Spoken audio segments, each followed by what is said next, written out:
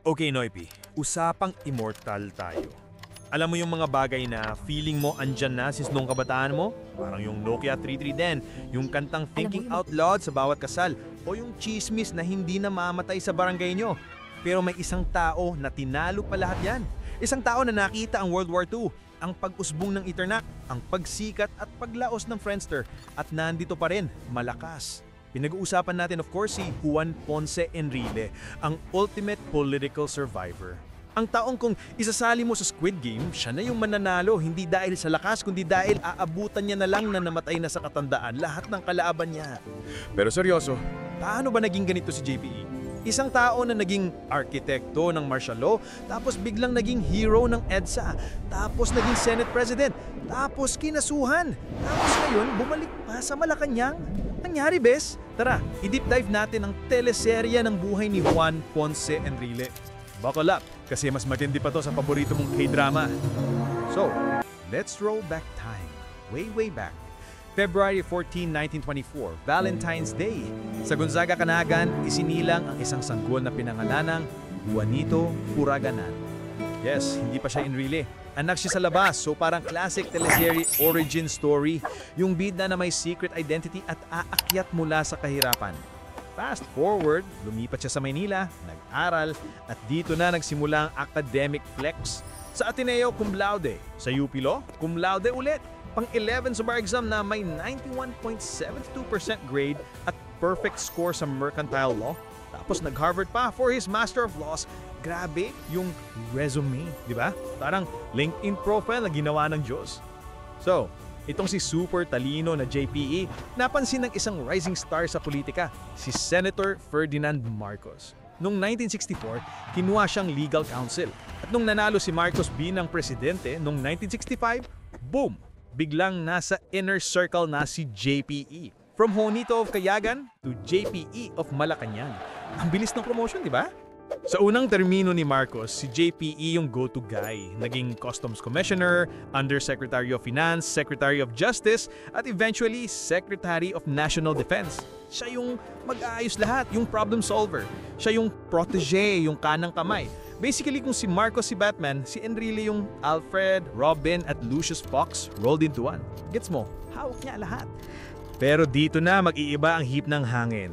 Early 1970s, magulo ang Pilipinas. At may plano si Marcos. Isang malaking plano na babaguhin ang buong bansa. At sino ang inatusan niya maging isa sa mga arkitekto niyan? Walang iba kundi ang kanyang Defense Secretary, si Juan Ponce Enrile. Ang plano? Martial law. Gabi ng September 22, 1972, biglang may balita. Inambush daw yung sasakyan ni Secretary Enrile sa Wakwak, Mandaluyong. Butas-butas daw sa bala. Katakot. Siyempre, galit na galit ng gobyerno. Ituro yung final nail in the coffin. Kailangan na ng kamay ng bakal. The next day, September 23, wasak. Proclamation 1081 is in full effect. Martial law na. Si Enrile, bilang Defense Minister, ang de facto administrator. Kung may kapangyarihan siya dati, ngayon, power level niya over 9,000 na. Pero wait, yung ambush? Dito na tayo sa plot twist number 1. Fast forward to 1986 sa isang press conference kasama si Fidel Ramos, aaminin ni mismo si Enrile. The ambush was staged. Fake news pala yun. Ginawa lang daw para may dahilan na ideklara ang martial law. Grabe, di ba? Pero wait, may plot twist sa plot twist pa. Sa kanyang memoir noong 2012, iba na naman yung sinabi niya. Totoo raw yung ambush. So ano ba talaga? Stage o hindi? Sa Parang memoir relationship 2012. status. It's complicated. Sa andali ng martial law, lumakas pa si JPE hindi lang sa military kundi pati sa ekonomiya. Naging chairman siya ng Philippine Coconut Authority. Dito sumabog yung controversial na Coco Levy Fund. Bilyon-bilyong piso mula sa mga magsasaka ng niyog na hanggang ngayon, hinahanap pa rin kung nasan napunta. Plus, hawak din niya ang logging industry. Ang resulta, wasak ang mga kagubatan ng Pilipinas. For more than a decade, si Enrile ay nasa tuktok ng kapangyarihan, katabi ni Marcos. Parang walang makakatibag. But then, the 80s happened. Parang sa isang banda, nagsimulang magkalamat ang samahan. Nawawalan na raw ng pabor si Enrile kay Marcos. May mga bagong paborito. At si Enrile ayaw niya namang maging extra lang sa sarili niyang teleserye. So anong ginawa niya? Nagplano siya ng kudeta. Yes, Noypi, yung taong tumulong magtayo ng martial law, siya rin ang nagplanong magpatumba dito. Kasama ang mga batang opisyal na militar sa tinawag na RAM or Reform the Armed Forces Movement, may plano silang agawin ng kapangyarihan. Pero nabulilyaso. Nalaman ng Malacanang ang plano. Cornered na si Enrile at ang mga kasama niya. So anong halang, last resort? Nag-last stand sila sa Camp Aguinaldo, tumawag kay General Fidel Ramos sa Camp Crame for backup at tumawag sa media. Dito na pumasok ang isa pang game changer, si Cardinal Sin. Nananawagan siya sa radyo, "Mga kababayan, pumunta kayo sa EDSA, suportahan natin sina Enrile at Ramos." At ang mga tao dumating, daan-daang libo, milyon-milyon, naging pader ng tao sa pagitan ng mga tangke at ng mga kampo. Ang dapat sanang isang military coup, naging isang people power revolution. Kaboom! Plot twist of the decade, si Juan Ponce Enrile mula sa pagiging mukha ng martial law, biglang naging isa sa mga bayani ng EDSA. Ang kontrabida, biglang naging bida. Parang si Darth Vader na biglang sinagip si Luke Skywalker sa dulo. Ayos, di ba? Napaalis si Marcos, naging presidente si Cory Aquino. At si Enrile, inappoint niya bilang kanyang defense secretary. Akala mo happy ending na? Wait lang, bes. Oil and water. Ganyan daw ang samahan nila. Si Enrile gustong durugin ng mga komunista, si Cory mas open sa peace talks. Madalas silang magbanggaan. Tapos nasangkot pa si Enrile sa mga kukatep mismo kay Cory. Kasama na yung tinatawag na God Save the Queen plot. By November 1986, wala pang isang taon, sa pilitan siyang pinag-resign. Pero kung akala nyo dito na natapos ang karir niya, nagkakamali kayo. Hindi natitintig si Manong Johnny. Tumakbo siyang senador noong 1987. Nanalo, naging opposition leader, tapos naging congressman ng Cagayan, tapos bumalik sa Senado. Paulit-ulit. Para siyang kanta ng Aegis, hindi nawawala sa eksena. Ang peak ng kanyang legislative career, noong naging Senate President siya from 2008 to 2013. Dito siya sumikat sa mas batang henerasyon. Tandaan niyo pa ba yung impeachment trial ng Chief Justice Renato Corona noong 2012?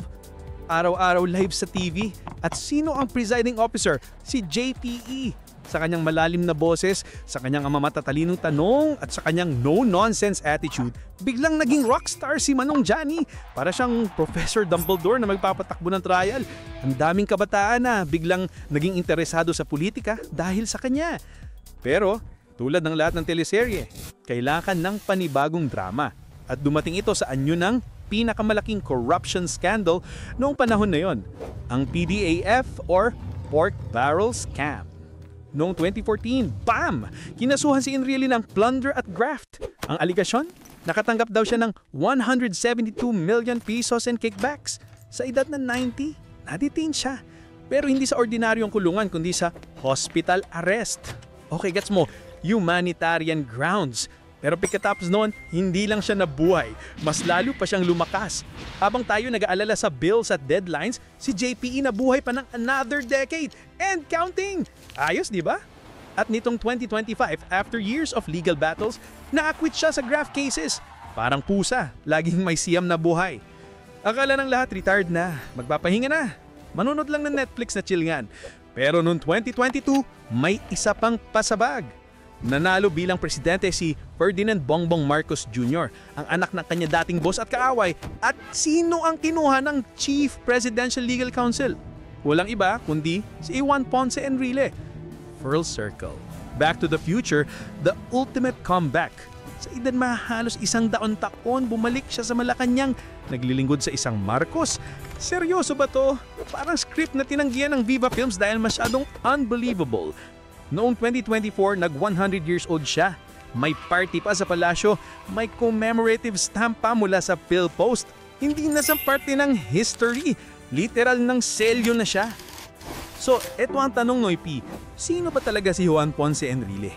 Bayani? Kontrabida? Isang henyo sa politika?